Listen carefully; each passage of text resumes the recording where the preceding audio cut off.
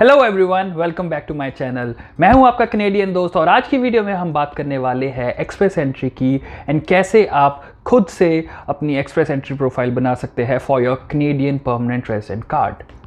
जैसे कि मैंने आपको लास्ट वीडियो में बताया था कि मुझे मेरा रिसेंटली परमानेंट रेजिडेंट कार्ड मिल चुका है during the time of corona virus and this pandemic. So उसकी वजह से there are quite some changes which is happening to the immigration process. So उसके behalf में I'll be showing you कैसे मैंने अपनी खुद की express entry profile बनाई and what were the other steps associated with that in detail. So without any ado, let's get started and come right into my computer. So basically जैसे कि आप अपनी स्क्रीन पे अभी देख सकते हो कि this is how the sign in portal looks like for express entry portal. Basically आप CIC लॉगिन पे अगर आप जाते हो, so the first link you have to open and this is how it looks like. अगर आपने पहले कभी IRCC के पोर्टल पे अगर अब आपने कभी अकाउंट बनाया है, so you would know that you have two options for that. One is GC key and one is for using sign in partner, basically your Canadian banking information. But अगर आप India या किसी और country से apply कर रहे हो, you have to create an account which is using GC key. In my case, as I told you, I've already created the profile and उसके ऊपर मुझे परमानेंट रेजिडेंट कार्ड इशू हो भी चुका हुआ है। सो आई जस्ट शो यू कि मैंने अपनी फ़ाइल के अंदर क्या क्या चीज़ें रखी थी ताकि you get the first hand information. I won't be creating a new account although क्योंकि उसके लिए I would require details of my passport again, so that is already issued, so that won't make sense. So why not share the information, basically मेरी खुद की information. Obviously I won't be giving you all the details, but the things which matter you the most, right? So without any ado, let me just sign in into the account. Basically मैंने इसके ऊपर एक detailed summary पहले से ही बनाई है which talks about everything in high level detail for permanent resident card. अगर आप इंटरेस्टेड हो, so it will be showing the link over here in the tag section and I will add that in the description box below as well. वो कर लिया and जैसे कि मैंने आपको बताया था कि मैंने मल्टीपल एप्लीकेशंस की थी, starting from work permit, then worker visa, then express entry. So this express entry is what we'll be focusing on today and check the full application status. So basically जब अच्छा सबसे पहले हम बताते हैं, when you create a new account this would be blank, so you have to create a new process which is using the start an application column over here. So apply to come to Canada, then you can go to express entry. अगर आप work permit या study permit या visitor visa के लिए apply करें, you go to the first link. अगर आप express entry के लिए अप्लाई करें, you go to the second link and you just add in all the details which they ask for. And mostly वो वाली information I will be capturing into the express entry profile जो मैंने खुद बनाई थी। And as you can see मुझे इसके ऊपर COPR and invitation to apply issue हो चुका हुआ है which I have already talked about in detail in my previous video. Link is in the description as well as in the tag section over there. But अगर हम जाते हैं मेरी profile में, बेसिकली मैंने क्या क्या डिटेल्स डाली थी अपनी प्रोफाइल के अंदर, if we go through that, so these are the forms which are required by the portal and उसके अंदर it involves personal details, contact details, study language, application details, representatives and work history, जिसके base पे they create a comprehensive ranking system score. And जिनको नहीं पता कि CRS score या comprehensive ranking score क्या होता है, this is basically ranking your profile because there are many people, like almost thousands of people जो अप्लाई करते हैं कनेडियन परमानेंट रेजिडेंसी के लिए। सो उन्हें एक स्कोर प्रोवाइड होता है based on their qualifications and उसके ऊपर मैंने एक डिटेल वीडियो ऑलरेडी बना के रखी हुई है। So if you guys are interested that will be in the description box below as well as it will be showing in the tag section over here. इसके अंदर basically you have to add in all your details and ये portal जो है एक आपको score allocate करता है and अगर वो score latest express entry draw के साथ क्वालिफाई होता है या उससे ऊपर है, so you will get an invitation to apply for your permanent residency. And अगर हम बात करते हैं कि लेटेस्ट ड्रॉ क्या था, सो इट वॉज 472 जो November 18th 2020 को आया था, which is on a higher side. Usually last year it was around 450 to 460. If we come to the document section, यहाँ पे जो personal details का view form पे अगर हम जाते हैं, so as the name implies ये information अपनी जो रेलेवेंट इन्फॉर्मेशन है वो कैंडिडेट इसके अंदर डालता है। यहाँ पे as you can see last name and first name. यहाँ पे अगर आप चेक कर रहे होगे कि तो मैंने पूरा नाम अपना गुरसिमरन सिंह लास्ट नेम के अंदर डाला है। Why is that so? Because मेरे जो पासपोर्ट था, पासपोर्ट के अंदर my entire name Gursimran Singh was given in only in the first name, because in India और Indian passport first name is mandatory and surname or last name is not, whereas in Canada last name is mandatory and first name is not, and that's the reason मेरा India का first name which is Gursimran Singh is coming to last name over here. So this is a very common question जो लोगों के mind में आता है कि if in case passport office in India ने आपका नाम मैसअप करके Gursimran Singh for example in my case first name and last name में लिखने की जगह पूरा फर्स्ट नेम में लिख दिया। So this is how you have to deal with, you have to add all the information और the entire first name into the last name of this application, right. And then उसके बाद personal description पे अगर जाएं तो वो obviously it talks about gender, date of birth, country of birth and city of birth. That will vary person to person and candidate to candidate. Same is the case with marital status. Marital status, there are different types: married, widowed, etc. So in my case I was single, never married, so that's the case. Then travel ID document, basically it asks for your passport or national ID and uski details, so that information you have to add in over here. Then after ID summary we go to immigration history and citizenship. So iske andar you again have to tell whether you have applied to come to Canada in any form. For example, agar aap study base pe aaye ho, you will say yes that you have already applied, but aapne agar express entry apply nahi ki, so you will say no, and uske related aapko ek UCI number provide kiya hoga which you can link so that Canadian government के पास information already available हो आपके ऊपर and they can really associate you with that application. So treat UCI number as a primary key for all the computer science folks. This is a primary key and this helps to link different applications together, right? And then obviously it asks for what is your citizenship status and residence.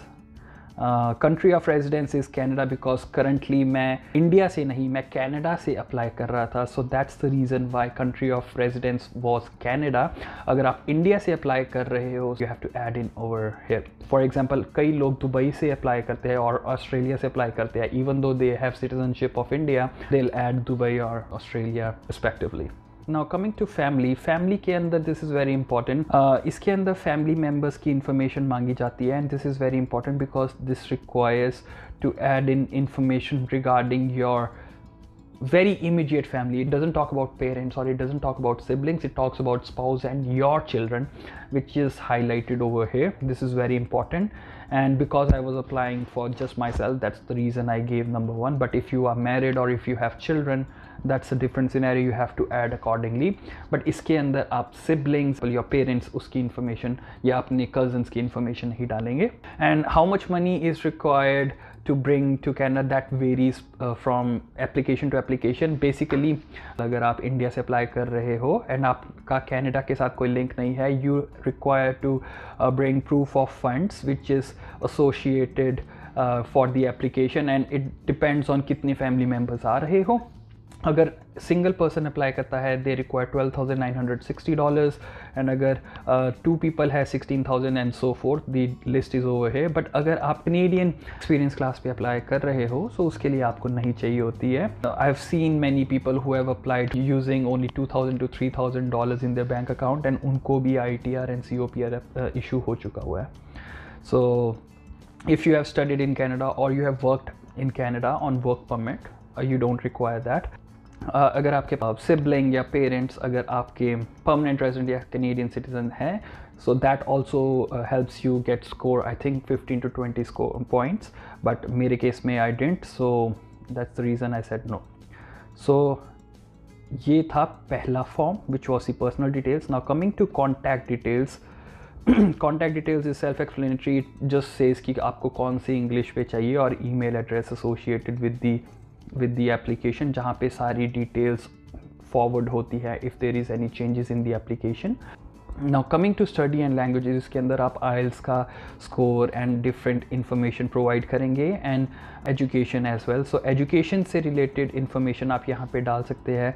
सो अगर आपने अपनी education complete की है Canada में, you will say yes, and field of study obviously आप डाल सकते हैं। एंड ये डिटेल्स आप for Canadian education as well as Indian और एनी अदर कंट्री की एजुकेशन के बारे में आप डाल सकते हैं। अगर आपने बैचलर्स किया आप सिंगल डालेंगे, अगर आपने डिप्लोमा किया बैचलर्स के ऊपर तो 2 होगी, अगर आपने बैचलर्स एंड मास्टर किया then again there will be 2।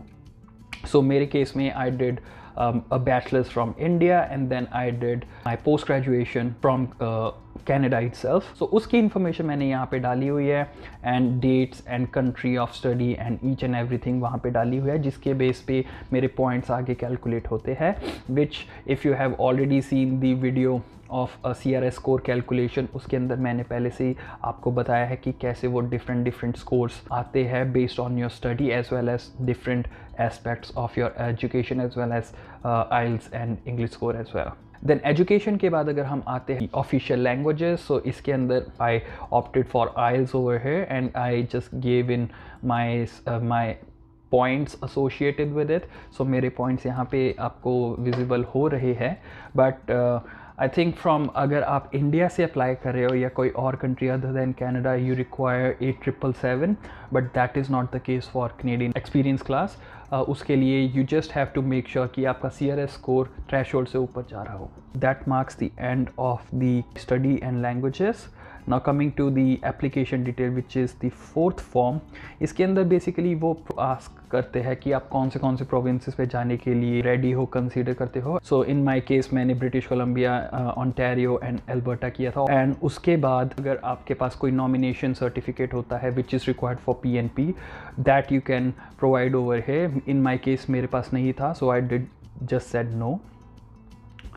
Then coming to representative, ये होता है अगर आप किसी कंसल्टेंट के साथ कंसल्ट करके और उसको ऑथराइज करते हो कि वो आपका इमिग्रेशन स्टेटस चेक करे। So that's the only thing over here. मेरे केस में I did all by myself, so it was no. Then coming to the work history. Work history can be for any country. जितनी भी countries में आपने काम किया हो उसके सभी के बारे में आपको इन्फॉर्मेशन देनी होती है इसके अंदर। इन माई केस मेरा first job was in Canada itself. And आपकी जॉब कौन सी NOC कोड के साथ लिंक्ड होती है, that is very important. And उसके ऊपर मैंने एक डिटेल वीडियो पहले से ही बना के रखी हुई है। So if you are interested you can go check it out. It will be showing over here in the tag section और in the description box below. Basically यहाँ पे आप चेक कर सकते हो कि मेरा NOC कोड 2171 है which is information systems analyst and consultants.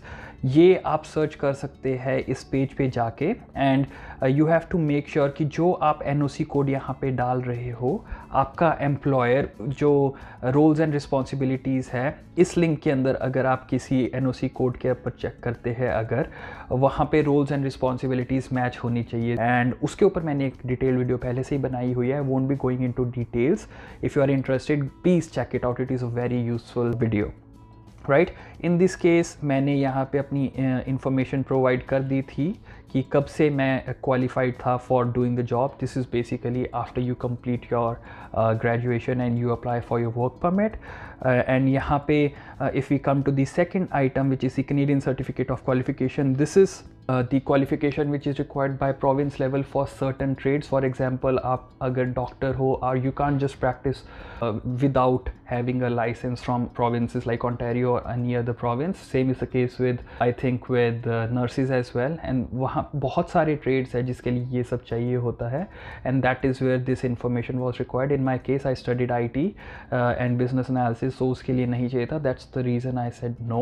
And then if we come to the intended work in Canada कि आप क्या कौन सा काम आपने किया है, आपके पास जॉब ऑफ़र है, वो जॉब ऑफ़र फुल टाइम है, एटलीस्ट 1 ईयर है, एंड डिफरेंट रिक्वायरमेंट्स अगर मीट करता है, the requirements are specified over here, और नॉन सीजनल है।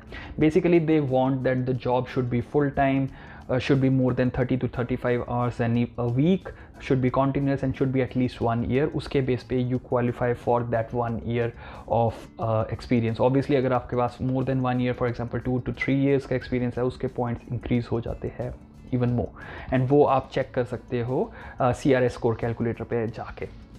राइट. एंड देन अगर नॉन सीजनल है, yes, what is NOC code, job titles and other related information जो एम्प्लॉय की डिटेल्स मांगते हैं basically that information. And then coming to the LMIA की whether the employ give you LMIA for this job और not. And LMIA is important because ये 50 points add कर देती है. So it is very useful for people जो खुद से qualify नहीं हो पा रहे. And if LMIA is provided by the employer that it really helps them out. But in my case I was already qualifying, so मुझे अपने employer से फेवर लेने की ज़रूरत नहीं पड़ी थी. But if in case you are not, you should ask for it, right. And then अगर करंटली वर्किंग इन इंडिया, वो सारी इन्फॉर्मेशन आप यहाँ पे एज इज़ कॉपी कर सकते हैं. Because obviously most of the information जो है दैट इज़ रेलिवेंट, बिकॉज मेरा एक रेगुलर कंटिन्यूस वर्किंग जॉब था, मैंने 1 साल कंप्लीट किया एंड उसके बिहाफ पे विदाउट LMIA मैंने जॉब अप्लाई की थी. So these are the details which are required. You just have to make sure कि आप अपना NOC कोड करेक्ट डालें. And as I told LMIA मैंने नहीं अप्लाई करी थी, so it was no. Then coming to the work history, again it is repetitive and redundant. So इसके अंदर मैंने अपनी एम्प्लॉयर डिटेल्स प्रोवाइड की थी along with the NOC code and कौन से सिटी के अंदर काम किया था, that too. I think last item is remaining which was the research optional, but मैंने फिर भी प्रोवाइड कर दिया था information, you don't have to.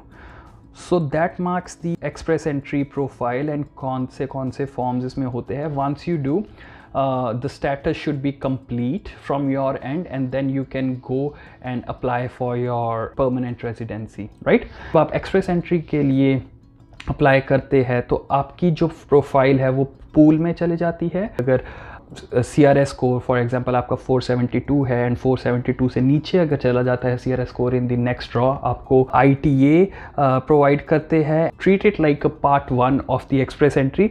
Express entry आपने पूल में डालने के लिए प्रोफाइल बना दी, that is called express entry. जब आपको ITA आ जाता है then this permanent residency application kicks in and उसके लिए मैं एक डिटेल वीडियो नेक्स्ट वीडियो बनाऊंगा. आपने चेक किया होगा कि अभी तक हमने इनको कोई डॉक्यूमेंटेशन प्रोवाइड नहीं किया, that will be done in the permanent residency application. So that will be the next video, so stay tuned. Thank you so much for staying till the end of this video.